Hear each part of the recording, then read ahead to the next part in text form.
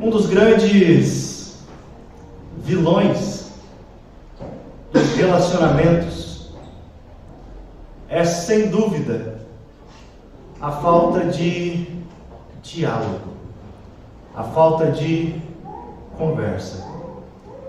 Devido à correria no dia a dia, os casais já quase não conversam mais. Pais e filhos não dialogam.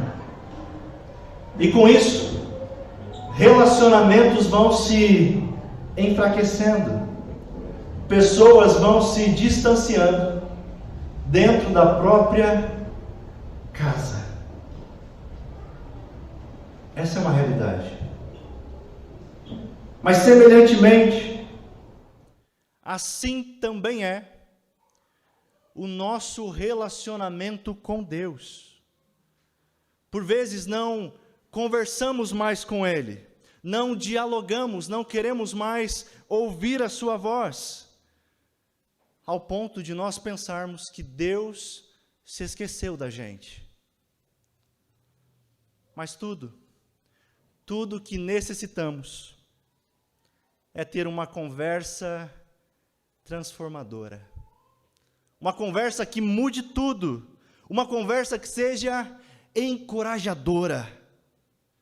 E é sobre uma conversa transformadora que eu quero ver com vocês essa noite.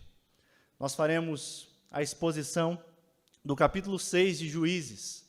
Nós não faremos a leitura de todo o texto, devido ser um texto bastante grande, 40 versículos, mas eu quero convidá-los a permanecer com a sua Bíblia aberta, que nós faremos a leitura dos versículos principais e iremos expondo aquilo que Deus quer falar conosco. Você abriu capítulo 6, apenas recapitulando brevemente, a última mensagem que nós fizemos no livro de Juízes, nós falamos sobre Débora, aprendemos sobre Débora, vimos o seu cântico, e agora nós temos um outro cenário. Mas, se você está com a sua Bíblia aberta, logo no início do capítulo, nós vemos a mesma e velha história. O ciclo está se repetindo outras vezes. Vocês lembram que nos outros ciclos, os israelitas eles fazem o que é mal perante o Senhor e se entregam aos falsos deuses.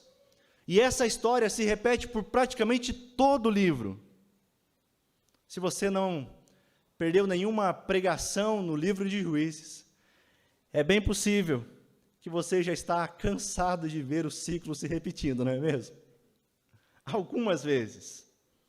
Mas esse que nós estamos entrando no capítulo 6, ele é um ciclo que vai levar 3 capítulos para se resolver.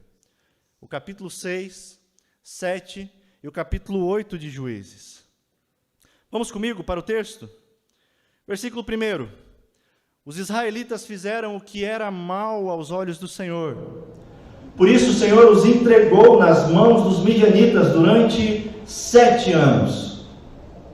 Se você está acompanhando a série, a gente vê que de todas as opressões sofridas até aqui, essa parece ser a menor, não é mesmo?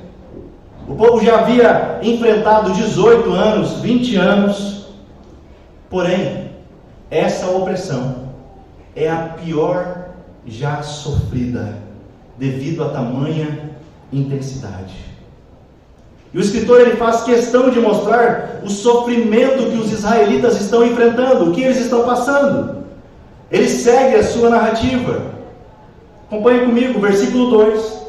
Mostra que os midianitas eles eram tão cruéis ao ponto dos israelitas precisarem abandonar as suas casas, fazer esconderijos nas montanhas, nas cavernas, nas fortalezas.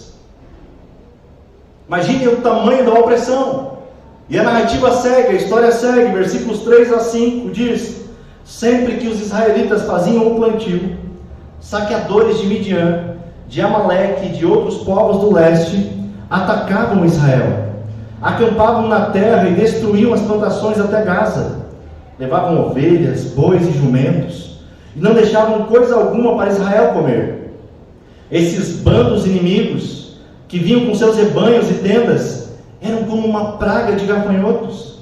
Chegavam em camelos, tão numerosos que era impossível contá-los, e só partiam quando a terra estava devastada. Os midianitas estavam levando os israelitas a uma extrema pobreza, ao ponto de o escritor diz que era como uma praga de gafanhotos, ou seja, ele estava fazendo uma metáfora das 10 pragas, vocês lembram, no Egito?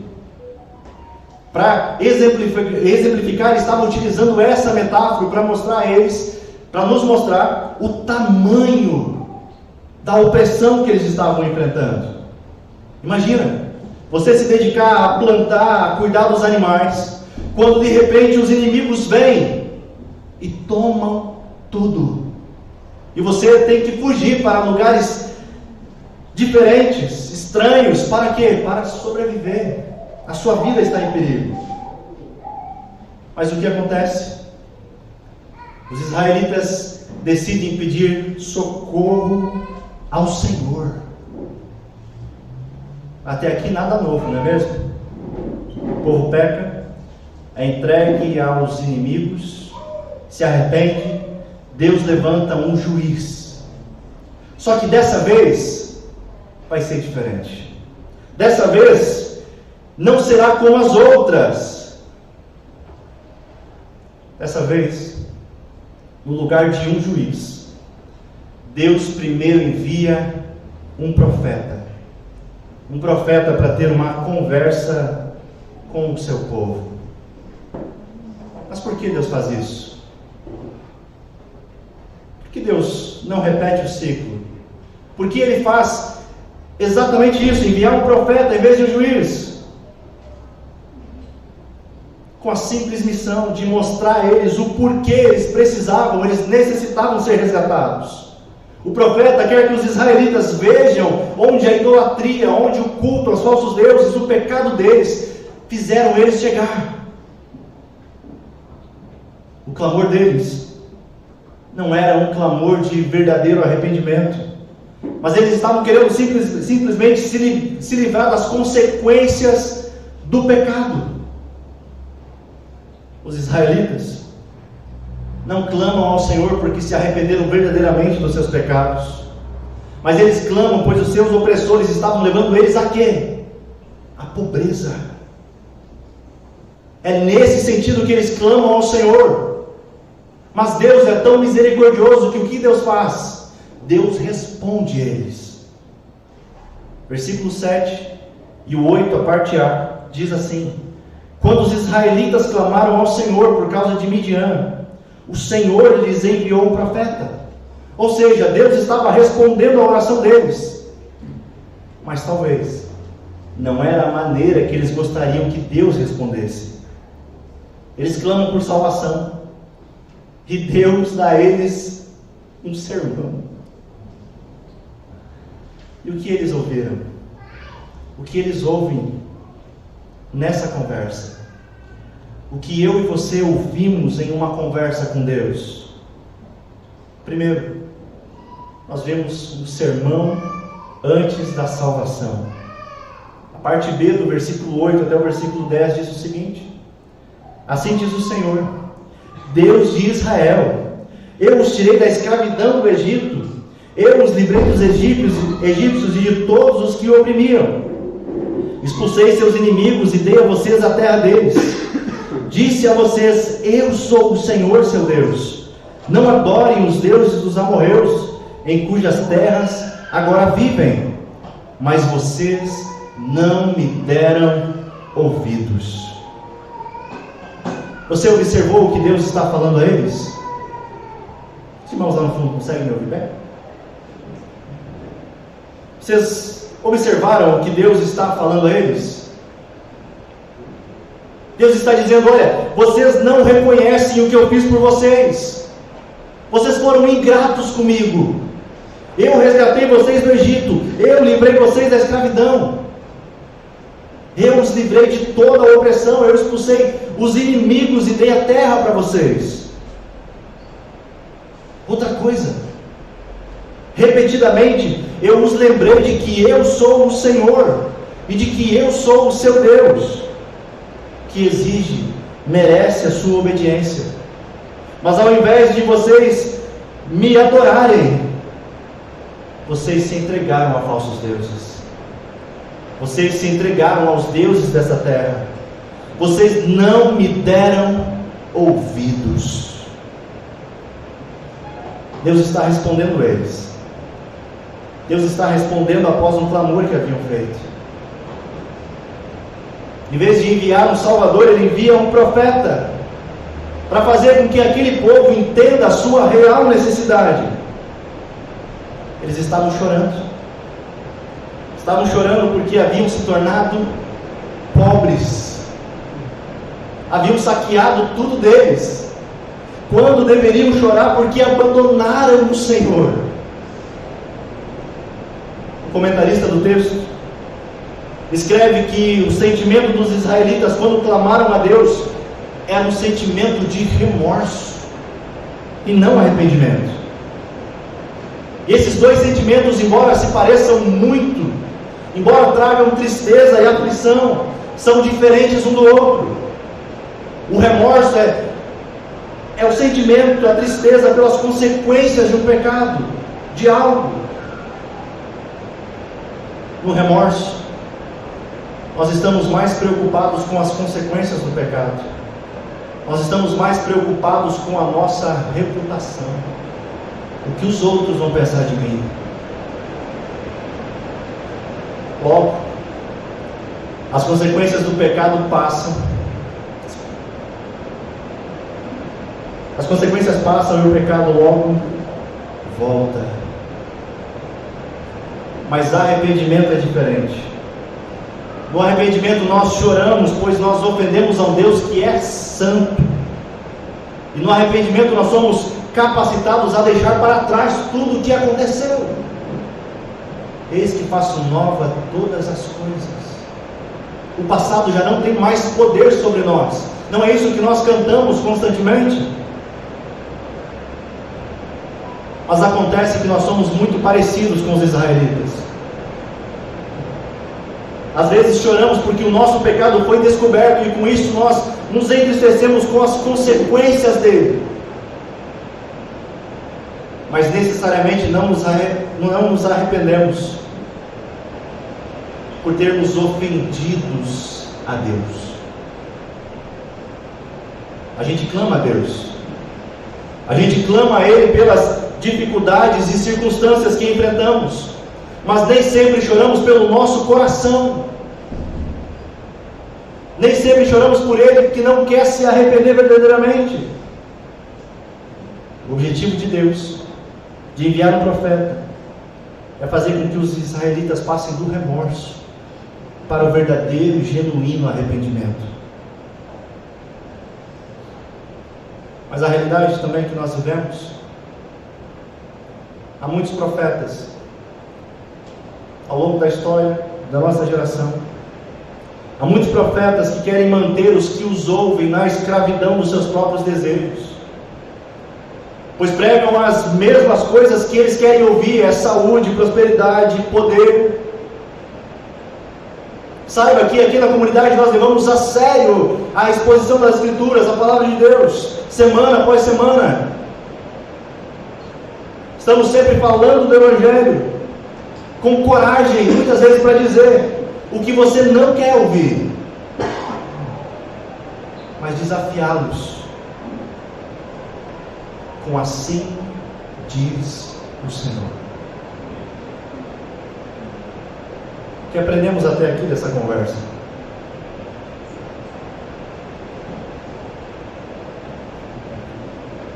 O que aprendemos? Tem muitas coisas a se aprender até aqui, mas a mais importante é descobrirmos o que estamos lamentando: as consequências do pecado em nossa vida ou o pecado em si, a perda da falsa alegria que o ídolo oferece ou o estrago causado no nosso relacionamento com Deus. não está punindo eles ao enviar um profeta, não, mas Deus está mostrando a eles o que de fato importa, uma vida de arrependimento e relacionamento com Deus, é isso que importa. Por isso que Deus envia um profeta, para mostrar a eles a real necessidade que eles têm. Mas o texto segue, e a conversa agora muda. Antes a conversa era destinada ao povo, aos israelitas, mas agora será uma conversa do Senhor com um homem, Gideão. A partir do versículo 11, à luz desse texto, nós vemos que em uma conversa com Deus, ele sempre fala sobre o serviço no reino dele. Observe o versículo 11 e 12. Então o anjo do Senhor veio e sentou-se debaixo do grande carvalho em Ofra, que pertencia a Joás, do clã de Abiezer. Gideão, filho de Joás, estava debulhando trigo no fundo de uma prensa de uvas, a fim de não ser descoberto pelos midianitas. O anjo do Senhor apareceu a Gideão e disse: o Senhor está com você, guerreiro corajoso. Aqui nós somos apresentados a quem? Gideão. O versículo 11 nos diz que ele é filho de Joás. Deixa eu apresentar rapidamente quem é esse homem. Gideão é filho de um israelita totalmente idólatra, que tem um altar a Baal em sua própria casa.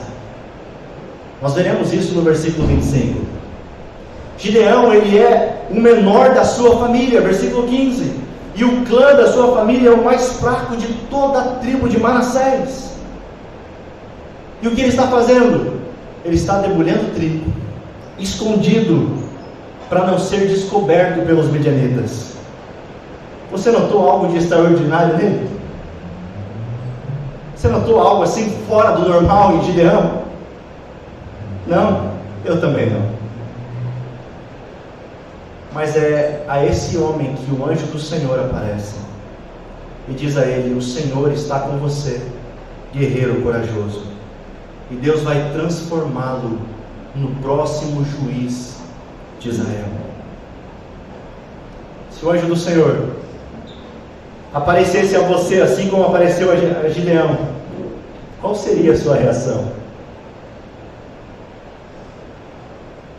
Como você reagiria a isso?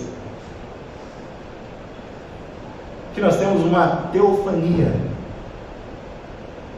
um aparecimento. Sabe como Gideão ficou? Ele não ficou muito empolgado, não. Observem a conversa. Versículo 13. Gideão respondeu: meu Senhor, se o Senhor está conosco, por que nos aconteceu tudo isso? E onde estão os milagres que os nossos antepassados nos falaram? Acaso não disseram: o Senhor nos tirou do Egito?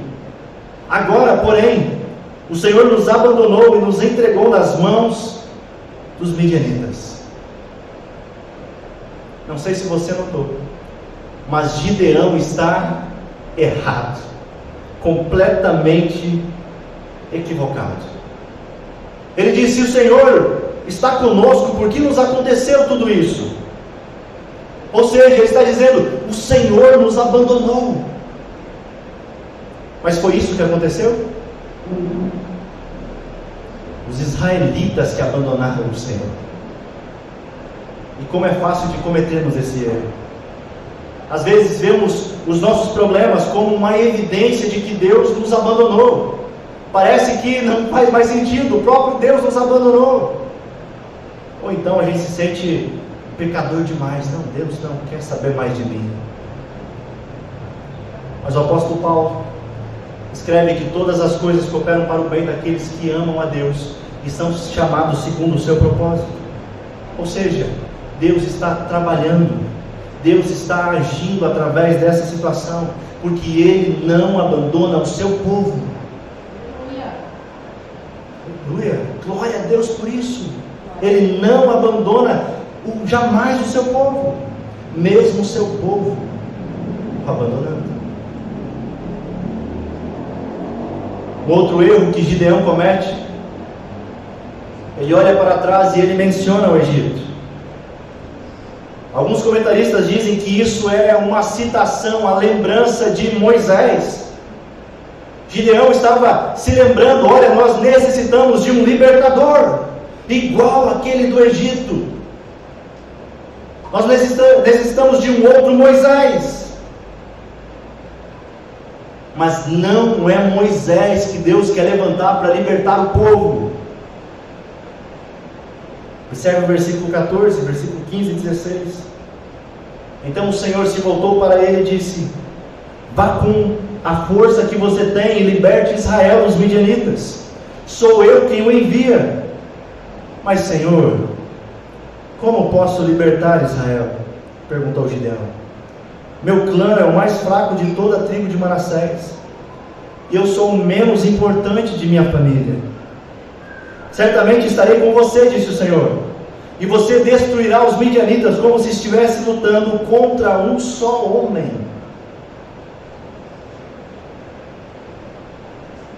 Gideão quer terceirizar o serviço. Ele está esperando por Moisés. Mas o que Deus está dizendo? Você é o Moisés dessa geração, é a você que eu vou levantar, Gideão. E quando Deus fala isso com a gente, o que a gente tem o costume de fazer? Dá desculpa, né? Gideão era parecido. Ele diz: mas Senhor, de que jeito eu irei vencer os midianitas? Eu sou mais fraco, eu sou o menor. E o que o Senhor responde a ele? Eu estarei com você. Observe, Deus não dá a Gideão carros de guerra, Deus não dá a Gideão o melhor arsenal para lutar, mas Deus dá a Gideão uma garantia: eu estarei contigo. Quer mais do que isso? Precisa de algo mais do que isso? Olhando para esse texto, ele deve nos encorajar, porque por vezes nós nos sentimos como Gideão, pequenos, fracos. Mas lembre-se o porquê da sua eleição, o porquê Deus lhe escolheu. Ele nos escolheu para glorificar o seu nome neste mundo. Eu sei que nós nos sentimos tão pequenos, tão falhos, e pensamos: nós não damos conta de realizar aquilo que Deus nos chamou a fazer.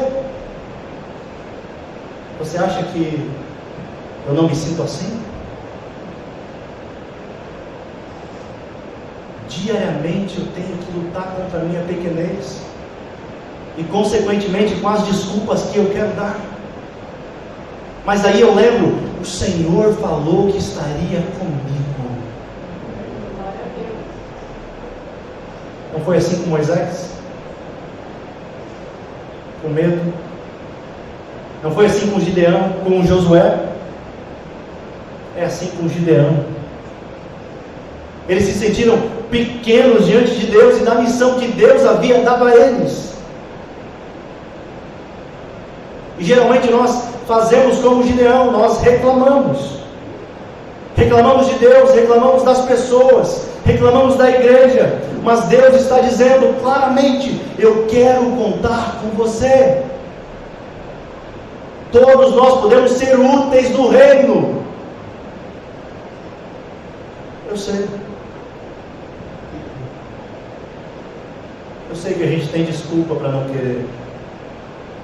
Eu sou menor, tão pequeno, eu não tenho conhecimento.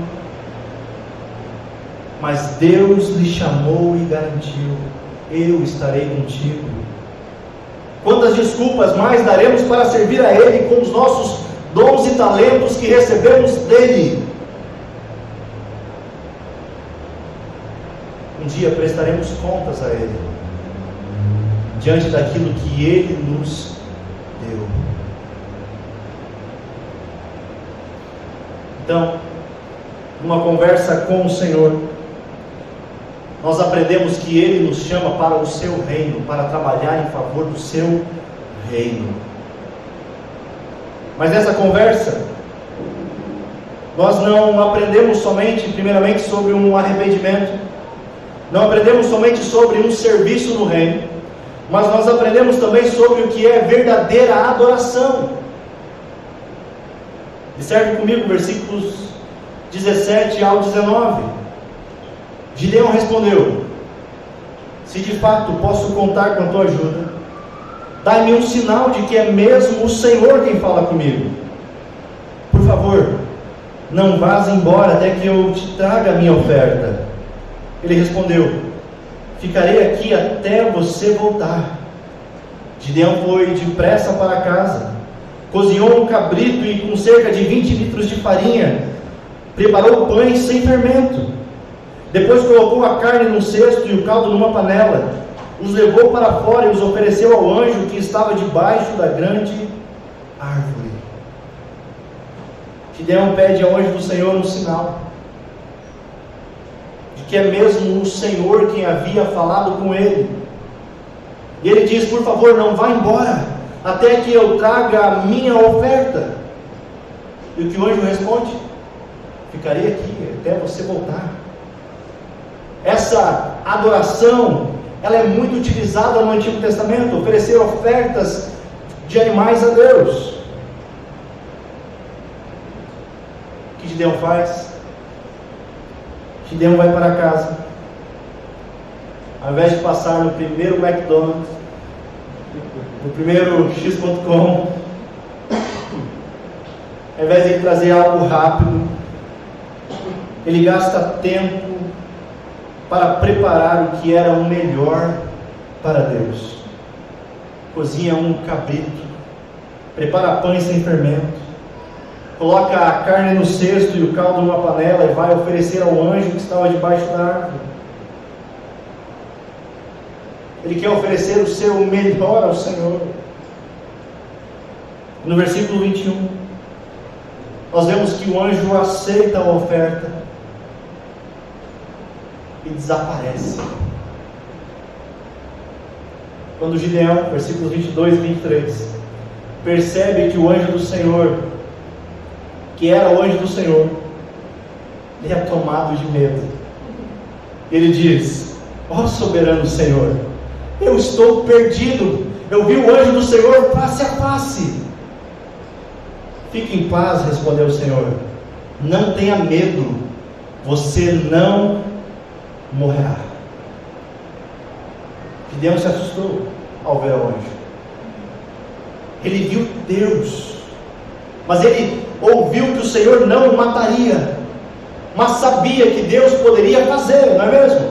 Vocês lembram que Moisés, que não poderia ver face a face o Senhor, que homem nenhum suportaria a glória dele? Mas Deus está sendo gracioso com Gideão e diz: você não vai morrer. Dessa forma, com o coração cheio de gratidão a Deus, o que Gideão faz? Versículo 24. Então Gideão construiu um altar para o Senhor naquele local e o chamou de Javé Shalom. Até hoje o altar está em Ofra, no território do clã de Abiezer. O que Gideão fez? Gideão respondeu com adoração. Ele providenciou um altar para o Senhor, e o nome do altar é: o Senhor é paz, Javé Shalom. Gideão não pensa mais que Deus abandonou o seu povo na opressão, mas sim que está com eles para lhe dar a paz na medida em que eles necessitam, na medida em que eles adoram e cultuam ao Senhor. Gideão edificou um altar ao Deus único e verdadeiro, e agora terá que destruir um altar que é usado para os falsos deuses. Adoração ao Senhor exige exclusividade. Não podemos nos prostrar a outros deuses. E o que nós estamos vendo é que Ele agora precisa destruir os altares dos falsos deuses. Versículo 25 e 26. Naquela noite, o Senhor disse a Gideão: tome o segundo touro do rebanho de seu pai, aquele de 7 anos, derrube o altar que seu pai fez a Baal, e corte o poste de Acerá que fica ao lado do altar.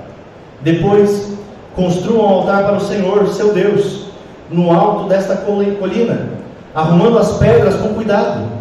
Sacrifique o touro sobre o altar como holocausto, e use como lenha a madeira do poste de Acerá, que você cortará.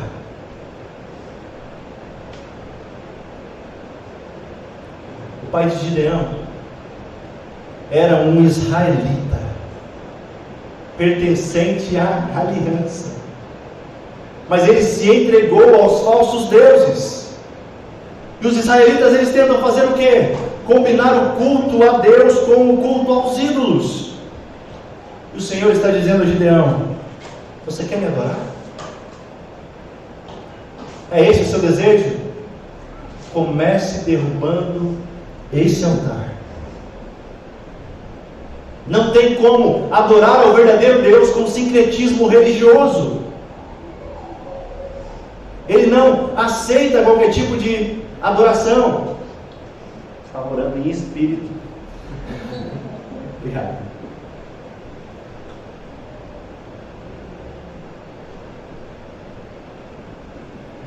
Ele não aceita qualquer tipo de adoração. E não somos nós quem definimos como devemos adorar, mas é Ele que fala como quer ser adorado nas Escrituras. E o que Ele está dizendo? Destrua o altar de Baal. Destrua esse altar que está em sua casa, e depois levante um altar a mim. Mesmo com medo, Gideão faz. Mas como que ele faz? À noite, para não ser visto. Imagina se descobre. Imagina se o povo vê. Versículo 28, 29 e 30. Logo cedo, no dia seguinte, quando os habitantes da cidade começaram a despertar, alguém descobriu que o altar de Baal havia sido derrubado. Os habitantes perguntaram uns aos outros: quem fez isso? Depois de uma investigação cuidadosa, descobriram que tinha sido Gideão, filho de Joás. Traga seu filho para fora. Os homens da cidade exigiram de Joás: ele deve morrer, pois derrubou o altar de Baal e cortou o poste de Acerá. Esses eram os deuses da prosperidade e da fertilidade. Aqueles israelitas ficaram loucos ao ver que os altares haviam sido destruídos. Eles adoravam os falsos deuses enquanto estavam debaixo da tamanha opressão enfrentada pelos midianitas. E eles estão: e agora? O altar foi derrubado, quem vai nos abençoar? Quem poderá nos defender? Versículo 31 e 32 nos responde isso. Joás, porém, gritou para a multidão que o confrontava: por que vocês defendem Baal? Acaso pretendem salvá-lo? Quem lutar pela causa dele será morto pela manhã. Se Baal é realmente um Deus, que ele próprio se defenda e destrua quem derrubou seu altar. Dali em diante, Gideão foi chamado de Jerubbaal, isso é, que Baal lute com ele, pois derrubou o altar de Baal. Ou seja, ele está dizendo: se ele é Deus, se Baal é Deus, que se defenda. Mas se não é, vamos seguir aquele que Deus nos enviou, Gideão. Nessa parte do texto, nessa conversa transformadora, nós aprendemos sobre adoração. O que Deus exige é a exclusividade. O como importa. Como adoramos a Ele importa. Mas provavelmente você já ouviu, o que importa mesmo é uma adoração sincera do coração. Tem que ser sincera, claro. Mas se ela não estiver baseada nas Escrituras, você estará adorando um falso Deus. Porque Deus diz como quer ser adorado.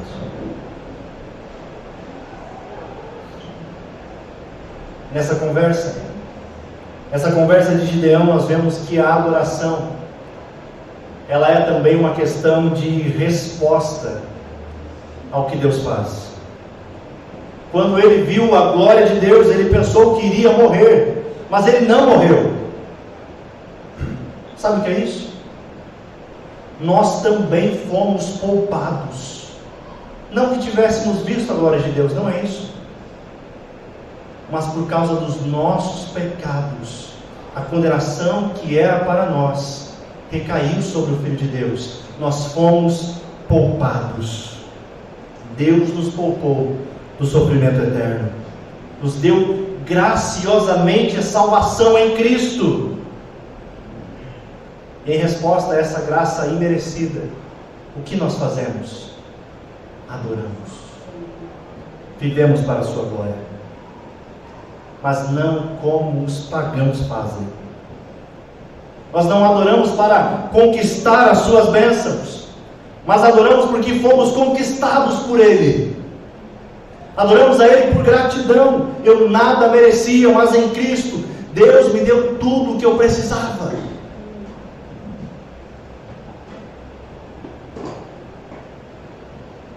Glória a Deus por isso. Às vezes a gente dá glória a Deus por dentro, mas pode ficar à vontade. Glória a Deus por essa bênção. O que mais nós aprendemos nessa conversa? O pai de Gideão tinha um altar a Baal em sua própria casa. Ou seja, ele prestava uma adoração misturada, sincrética. Não sei se você nota, mas constantemente nós queremos fazer da mesma maneira. Não criamos estátuas, mas temos diversos deuses, diversos ídolos. Vamos ser sinceros, vamos abrir o coração. Às vezes temos inúmeros altares em nosso coração, e Deus não aceita isso. Porque Gideão precisa quebrar o altar a Baal em sua casa? Porque antes dele ir lutar contra os midianitas, ele precisava resolver os inimigos que moravam dentro dele. Nós também. Não podemos adorar a Deus e as outras coisas, por mais amáveis e boas que elas sejam. Prepare-se. Se você é um discípulo de Cristo, os altares idólatras do seu coração serão quebrados. Você está preparado? Isso dói. Isso quebra com a gente. Mas ao mesmo tempo cura. E nos leva ao altar do verdadeiro Deus, a verdadeira adoração. O único que pode nos oferecer contentamento, alegria de maneira duradoura. Indo para o final, os versos 33 ao 40, aparece um outro personagem. Um outro personagem entra em cena. Versículo 34: Então o Espírito do Senhor veio sobre Gideão. Alguém cheio do Espírito, alguém que faz coisas extraordinárias. Mas é um processo. A gente olha para essa informação e logo pensa: bora para o campo de batalhas, Gideão já vai para a batalha. Mas não é assim. Versículo 36 ele diz: Se de fato vais me usar para salvar Israel, me dê uma prova. Ele está aprendendo a se relacionar com Deus. Ele teme. Ele nunca tinha ido para um campo de batalha. Ele não é um guerreiro. Mas para ter certeza, eu vou pedir algo ao Senhor. Eu vou pedir um sinal a Ele. Ele ajeita um punhado de lã e pede que Deus mande o orvalho cair sobre ele, mas deixando que o chão ao redor permaneça seco. Depois disso, Gideão pede que Deus faça o inverso, para que reafirme o chamado dele. Ou seja, ele quer brincar, parece, com Deus. Mas sabe o que Deus faz? Deus atende os pedidos de Gideão. Aqui, há os que criticam Gideão por fazer isso. Do outro lado, aqueles que pedem sinal para tudo. Mas nós precisamos entender o texto em seu devido contexto. O que ele quer nos dizer. Gideão agora sabe da sua missão. Ele sabe o que fazer. Ele sabe que terá que lutar contra os midianitas. E como qualquer homem, ele teme. Ele teme diante da guerra. E por isso, se você observar, os pedidos que ele faz a Deus são muito específicos. Ou seja, ele quer ter essa confirmação. Mas ele não apenas deseja a confirmação do chamado. Ele quer conhecer também quem é o Deus de Israel que o chama para a batalha. Os falsos deuses, cada um tinha a sua área de atuação. Esse Deus é para isso, esse é para aquilo, aquilo é para aquilo outro. E ele quer saber quem é o meu Deus. Quem ele é. Ele manda em uma parte da criação, ou será que ele é o Deus de toda a criação? E Deus, ao atender o seu pedido, Gideão se sente mais seguro. Por quê? Pois ele sabe que o Deus que está com ele é o Deus Todo-Poderoso.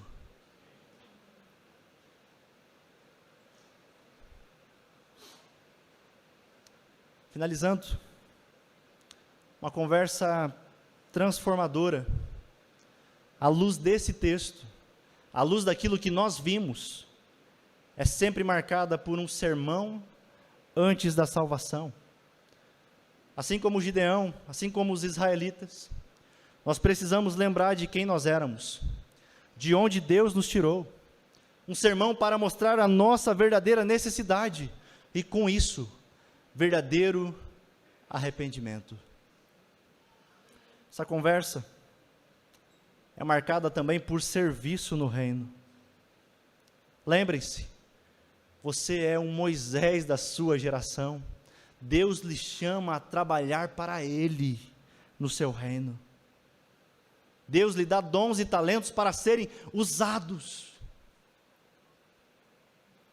Uma conversa transformadora com o Senhor é marcada também por adoração. Nessa conversa, a nossa adoração é moldada. Os falsos altares são destruídos. Nessa conversa nós vemos como Deus quer ser adorado. Aprendemos também que isso só é possível, só podemos cumprir a missão que Deus tem nos chamado a fazer, porque temos a garantia de que Ele está conosco. O Espírito do Senhor veio sobre Gideão. Por isso, eu pergunto a você, se o Espírito do Senhor está com você, lhe dando capacitação, por que temer diante das dificuldades e tempestades e batalhas da vida? Por que temer? Se você tem uma garantia. Talvez Ele não tenha te dado os recursos necessários. Mas Ele diz, eu estarei contigo, isso basta. Que possamos ter a convicção em nosso coração dessa verdade. E nós veremos, nos próximos capítulos, o que Deus faz quando o Espírito do Senhor está derramado sobre os homens. Vamos orar? Senhor, obrigado por tamanha bondade. Sabemos que necessitamos conversar com o Senhor. E a conversa contigo é sempre transformadora, é animadora.